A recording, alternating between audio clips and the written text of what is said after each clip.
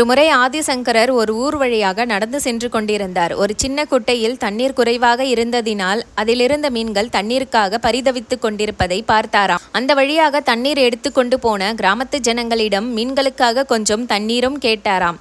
அதற்கு ஊர் மக்கள், சாமி, உனக்கு வேறு வேட்டி இல்லை என்று நினைக்கிறோம். 10 வருடங்களாக எங்கள் ஊரில் தண்ணீரே இல்லை. நாங்களே குடிப்பதற்காக எவ்வளவோ மைல் நடந்து போய் தண்ணீரை எடுத்துக்கொள்கிறோம். நீ மீன்களுக்கு தண்ணீர் வேண்டும் என்கிறாயே, அதையெல்லாம் தர முடியாது என்று சொல்லிவிட்டார்களாம்.